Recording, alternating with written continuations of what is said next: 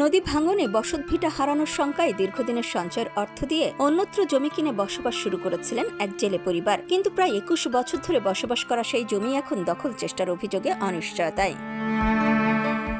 পিরোজপুরের জিয়ানগর উপজেলার পশ্চিম বালিপাড়া গ্রামের জেলে আশরাফ আলী সর্দারের পরিবার নদী ভাঙনের ঝুঁকিতে ২০০৫ সাল থেকে ধাপে ধাপে প্রায় ২৯% জমি কিনে গড়ে তোলেন নতুন বসতভিটা। সম্প্রতি অভিযোগ উঠেছে, প্রতিবেশী দুই ব্যক্তি ওই জমির মালিকানা দাবি করে দখলের চেষ্টা করছেন। এ ঘটনায় থানায় লিখিত অভিযোগ করা হয়েছে। ভুক্তভোগী হিরণ বেগম কান্না জড়িত কণ্ঠে বলেন,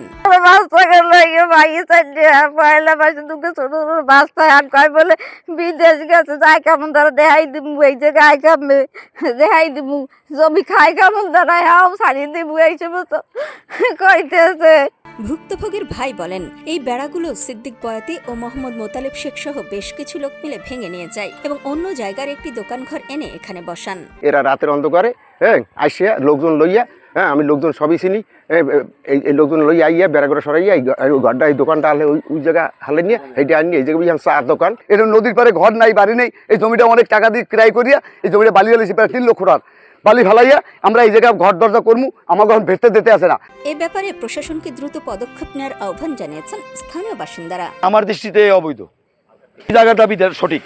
স্থানীয়ভাবে যারা আছি আর আপনাদের সহযোগিতায় মীমাংসা যাওয়াটাই ভালো। তবে অভিযোগ অস্বীকার করে অভিযুক্ত মোহাম্মদ সিদ্দিক বয়াতি ও মোহাম্মদ মোতালেব শেখ বলেন, এটা একটা মিথ্যা সাজানো অভিযোগ। তারা হয়তো উঠাইয়ে নিয়েছে, নিয়ে একটা কিছু হয়তো বানোয়াট কিছু করছে। আমার এই বিএস রেকর্ড আছে আমাদের নামে, এস এ রেকর্ড আমাদের নামে, এখানে মার্জরিপ আমাদের নামে আছে। তারা কি দেখছে আমি উঠাইছি না আপনি উঠাইছেন? তারা দেখছে নিশ্চয়, যদি বল তারাও তো উঠাইতে পারে। স্থানীয় ইউপি সদস্য ও বালিপাড়া ইউনিয়ন পরিষদের ভারপ্রাপ্ত চেয়ারম্যান বলেন, দুই পক্ষকে ইউনিয়ন পরিষদের ডেকে আলোচনার মাধ্যমে বিষয়টি মীমাংসা করা উচিত।